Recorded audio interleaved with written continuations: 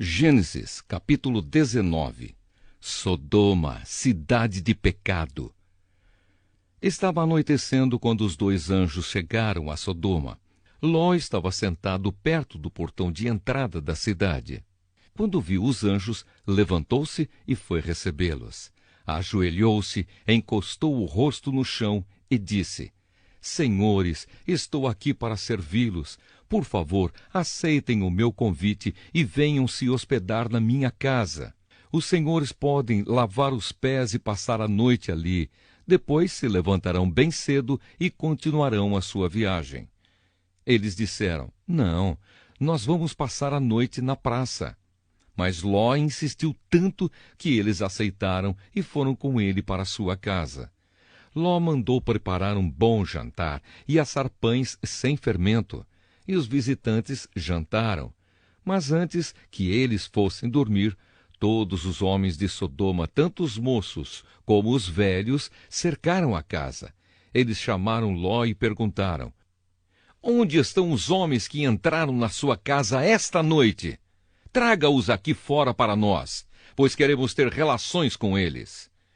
Ló saiu para falar com os homens. Ele fechou bem a porta e disse: Por favor, meus amigos, não cometam esse crime. Prestem atenção. Tenho 2 filhas que ainda são virgens.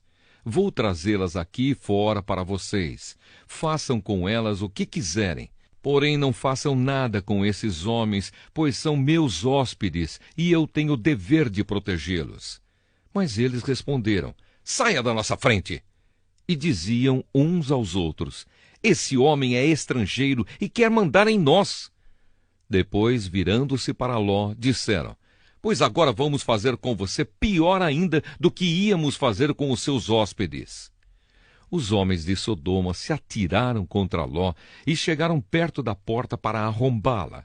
Mas os visitantes pegaram Ló e o puxaram para dentro da casa e fecharam a porta. Em seguida, eles fizeram que os homens, tanto os moços como os velhos, que estavam do lado de fora, ficassem cegos. E assim não conseguiram encontrar a porta. Ló sai de Sodoma. Então os visitantes disseram a Ló: Tem mais gente sua aqui? Pegue os seus filhos, as suas filhas, os seus genros e outros parentes que você tiver na cidade e tire todos daqui, pois nós vamos destruir este lugar. O Senhor Deus tem ouvido as terríveis acusações que há contra essa gente e por isso nos mandou para destruirmos Sodoma. Então Ló saiu e foi falar com os homens que iam casar com as suas filhas. Ele disse: Arrumem-se depressa e saiam daqui, porque o Senhor vai destruir a cidade. Mas eles pensaram que Ló estivesse brincando. De madrugada, os anjos insistiram com Ló, dizendo: Arrume-se depressa, pegue a sua mulher e as suas 2 filhas e saia daqui, para que vocês não morram quando a cidade for destruída. E como ele estava demorando, os anjos pegaram pela mão Ló, a sua mulher e as suas filhas e os levaram para fora da cidade, pois o Senhor teve compaixão de Ló.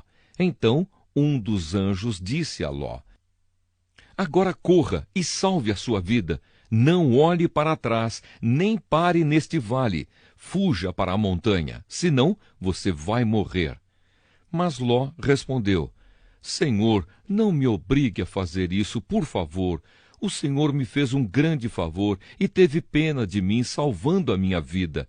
Mas a montanha fica muito longe daqui, e a destruição vai me alcançar e acabar comigo antes que eu chegue lá.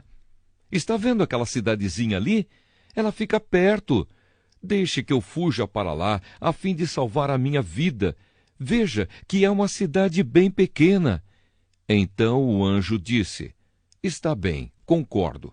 Eu não destruirei aquela cidade. Agora vá depressa, pois eu não poderei fazer nada enquanto você não chegar lá. Ló tinha dito que a cidade era bem pequena, e por isso ela recebeu o nome de Zoar. A destruição de Sodoma e de Gomorra.